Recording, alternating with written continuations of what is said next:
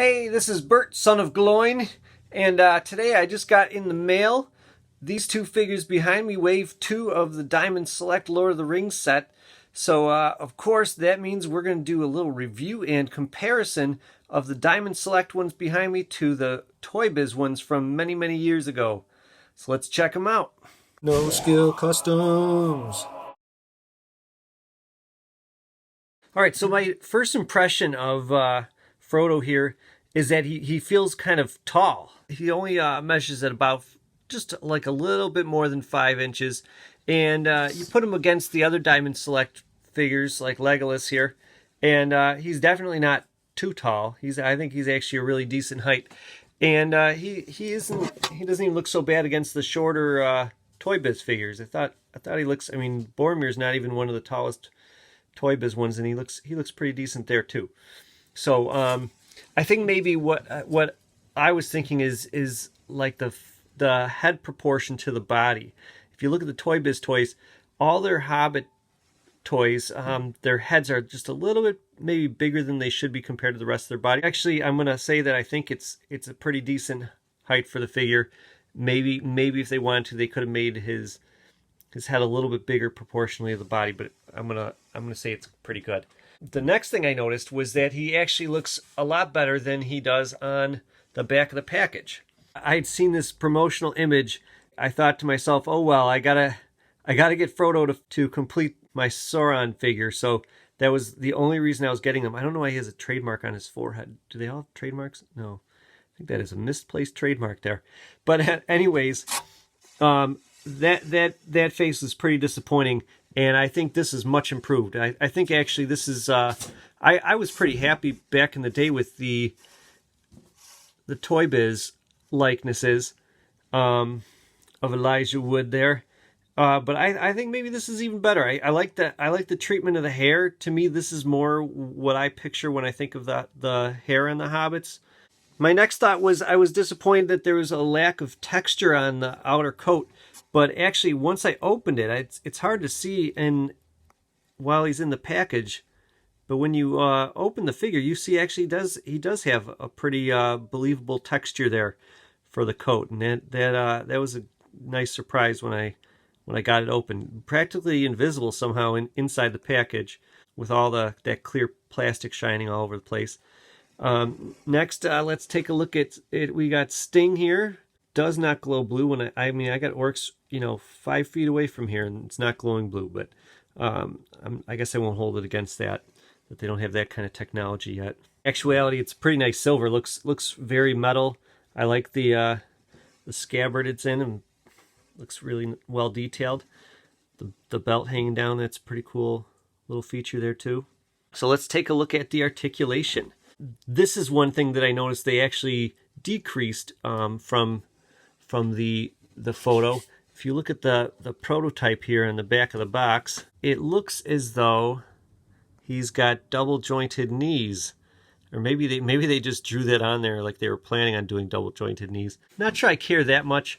The prototype also seems to show mid torso articulation, which I'm not sure I really feel like I'm missing, but he does not have that. So I don't know that it's really a problem. It looks pretty nice. I think maybe they thought that it was taking away from the aesthetics too much. I was disappointed with the Legolas figure that he didn't move better and do his pose better, but I don't think it's as important for Frodo, and especially when you're given the size of the figure, sometimes this much more articulation than that on a figure this small is going to look a little weird. I felt like sometimes when you look at all these double joints on the ToyBiz figures, sometimes it detracts from the hobbits. It makes me wonder if they really need to move at the wrist and then also at his fingers like this. I don't know. It's fun, but I think visually it's a little bit much. Frodo can really do anything that most poses that you'd want him to do pretty well.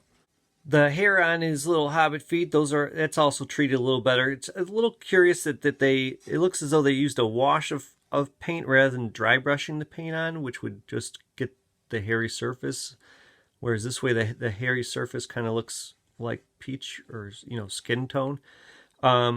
but not too bad. On the prototype on the package, you can see it's like just this solid clump, which is not really what you picture when you watch the movie. He came with the accessory, the Light of Arendelle, and he's not exactly wearing the right outfit for that. He really just has a vest on when he's in Shelob's cave using it. But it's a nice accessory. It could be passed on to a Samwise Gamgee for use in one of your scenes. You know, but maybe they'll make a Frodo where he's just wearing his vest. We'll have to see. Time will tell. One thing that they decided not to do that ToyBiz did is have the chain with the ring on it. Just about every ToyBiz figure, he's got the chain with the ring visible. I think I kind of missed that. I think I would have liked the ring hanging down. I just thought that was, you know, that's what the movie's all about, right? But I mean, not too bad of an omission. He does have it kind of tucked in his shirt quite often. Okay, but one problem I really have actually is that he does not come with either the hooded cloak that he started off his journey with, or his cloak with the elven brooch on it. And I mean, if you watch the movie, it is pretty rare that he does not have some sort of cloak on. All the scenes that I've made dioramas of, whether it be the Mines of Moria, where they're fighting the cave troll and where they're fighting the Balrog, or Weathertop, or just him being stalked by Gollum, all those scenes, he's got some sort of hood or cloak on. So that was kind of, I mean, they torture us by giving us a cloak in the package, but it's not his, it's Sauron's. Yeah, Frodo without a cloak is really only good if you have like a Rivendell scene. You know, it's for you shall be the Fellowship of the Ring action, and that's about it. That was a pretty bad omission, I would say. But let's see. I don't know about you, but I have ended up with quite a few extra cloaks from my ToyBiz collection. Probably stolen from my kids. I gave my kids all their doubles, but I think I kept the weapons. Don't tell. So here he is with one of the ToyBiz ones. And I gotta say, not bad. It's actually a pretty decent fit. I think it's even a good length for him. Maybe a little bit on the short side, right? Because he's a little taller, but it looks pretty good. And yeah, and of course he's always got the bag with him too. You shouldn't have to use your ToyBiz accessories, but it works pretty well. Kind of the same thing, if you ask me. Same thing as with Legolas, where they didn't include his swords. Although I've heard people say that Gollum, some version of Gollum is coming with those swords. So, okay, now let's take a look at the Sauron parts. Okay, with this we get the torso and his cape. I'm not totally sure I put the cape on right, but this is what I came up with here. Let's take a look at the Nazgul. All right, first impression of the Nazgul is that he's heavy. I don't know what makes him so much heavier. Maybe a couple more layers of robes or something than the ToyBiz one. But I got the ToyBiz one right here. This is the from Fellowship, and he's really light by comparison. So I don't really know what that's about. But let's take a look at him a little more closely. I like the edge here, how it's really raggedy and rough. You know, like the threads are coming loose. Say they did the same thing with the sleeves and the bottom of the robes. The tough part about any of these figures with these draping cloaks is what to do with that. I'm not sure their choice works. I feel like I would have angled it back more. I mean, it really looks like it's designed for him to be standing still with his hands at his side. So anytime you move his hands up, all of a sudden the cloak becomes like this big stabbing blade. So I feel like they should have just had it angled back a little bit more, so that when he does have his hands at his side, I don't think it would feel that unnatural for it to just be angled back this way. And then when you have his hands up, it almost falls straight down rather than stabbing forward like this. So that's a little bit of a strange choice. Doesn't really make for much motion that's in front of him to feel very natural at all. Really has to kind of have his hands at his sides. I mean, you want to do something like where they reach out to grab Frodo, and it's like, I don't know, these big things shooting out there. Kind of looks like Gigan from Godzilla here. But other than that, I mean, I love the texture. I love the feel of it. I love the detail underneath the cloak, and the, of course, the emptiness in the head. That's the same way that ToyBiz treated this, but the opening here is just so much more satisfying than this kind of globby cloak thing that ToyBiz did. Now let's compare them to the one that came with the horse. I gotta tell you, having cloth goods for this, I'm not always a cloth good fan, but I think that really worked out in ToyBiz's favor here. That way, those sleeves that I'm talking about just naturally drape the direction that they need to go in. He's almost exactly the same height as the Ringwraith figure from the ToyBiz line, and the first one they made, and then this one that came with the horse. He's about maybe 3/4 of an inch taller than that one. Okay, but so is the other ToyBiz figure. Still, I think they'd work pretty well next to each other. Thing is just yeah, I'm just having a tough time figuring out how I would pose this guy with these stabbing sleeves here. That's kind of disappointing. I mean, everything else looks so great. I mean, look at all the detail on the legs and everything like that. The cloaks are a little bit stiff, but I think you can still, bend his legs outwards. Get some pretty cool poses that way. He comes with 3 swords, this small daggery sort of thing, and then 2 longer swords. And I think the idea is that you choose which one you want. Yeah, you could have either one fit in the scabbard here. So that was a pretty cool thought.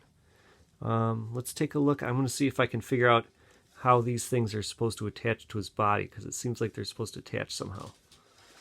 Okay, so I could not find a way to attach the scabbard, but it looks like maybe they're kind of telling you, hey, get 2 pieces of string and wind it through these holes, and you can tie it on your Nazgul yourself. I don't know what the idea is with that. I mean, it looks really deliberate the way they made these 2 little loops on each of those scabbards there. But so overall, with this Nazgul here, I'm going to add him to my Weathertop scene. I think he fits really well with the 2 main ones that ToyBiz had to offer. But I'm not doing anything like army building him and getting rid of my ToyBiz ones. I definitely keep my ToyBiz ones. Just and it really comes down to those sleeves. I know I mentioned it like 10 times already, but it really bugs me. I mean, otherwise, this is a fantastic figure. Really nice handling of all the fake fabric going on here. Just those sleeves they're a bit much. Now at this point, we have more than half of the pieces we need to finish Sauron. So I'm going to start putting them together here. All right, so here's Sauron standing. They say he's a 13-inch figure, and I guess if you're including the spikes, he just barely reaches about 13 inches. It looks pretty amazing, I gotta say. I love the detail on this guy and the texture and everything like that. I'm a big fan of good textures. A bit tough to get that torso on, but it seems like it's on there pretty well. Definitely have to use your body. Whoop.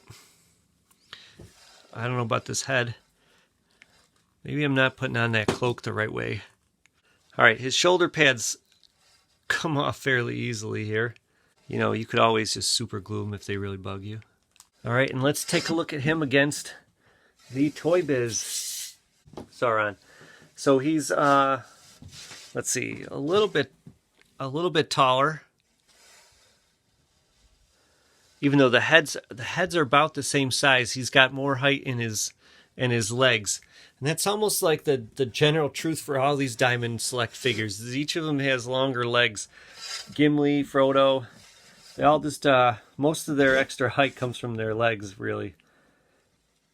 And yeah, I think the head is more accurate. This more beak-like structure, we talked about that in my last review. But you know, he doesn't go around saying that there is no life in the void, and he doesn't have glowing red eyes. Which, I mean, I don't know. I don't know if I'm really missing that. Here, let's see. Yeah, those were words. That was, there is no life in the void, and then you cannot hide. So don't expect that from your Diamond Select one, but I'm not sure that's really that important, really. Boy, that head keeps on falling off. Let me try it without the cloak. Maybe there's a different way to put this cloak on. All right, without the cloak, the head is on there really well. So maybe, I don't know, maybe the cloak is supposed to hang on something. I don't know. I really thought that I saw these two holes in the packaging, and I thought they were going to fit, you know, right here, and that's why the shoulder pads come off so easily, but not the case. Yeah, so he makes for a great display piece, but yeah, moving them around a bit, those shoulder pads do come off. I'll have to look up and see if I can find out more about the cloak, what you're supposed to do with that, and I'll put that in the description if I find anything. All right, maybe just I have to, you know, snap it on there a little better. But now that I took the cloak off, that head's on there really well. So we're 4 figures, well, if you want to include Sauron, 4 2/3 figures into this Diamond Select collection. And I gotta say, I haven't been totally happy with any of them except for Gimli. And really the only thing that I didn't like about Gimli was the fact that I feel like he's a little too big compared to my ToyBiz figures. And you really shouldn't expect a company to design their toys to match another company's toys from, you know, practically 20 years ago. So I really don't think I can hold that against them. But yeah, the funky sleeves on this Nazgul, the lack of a cloak on Frodo, the lack of articulation needed for Legolas to hold his bow and arrow properly. Like, see, I mean, yeah, he's holding it, but I wanted him to have that arm right by his face like he does in the movie. You know, so yeah, so it's not a perfect toy line just yet. I mean, I like it. I think they're definitely improving some things, but a couple things here and there are a little step backwards from what ToyBiz had already done. So yeah, we'll see. I'm supposedly going to get more in the mail next week, but I'm not so sure about that. So we'll see about that. But yeah, look for that video. I'm going to review the last ones, sort out my Sauron issues here, and complete him. Like and subscribe, and you'll see when that video comes out. See you then.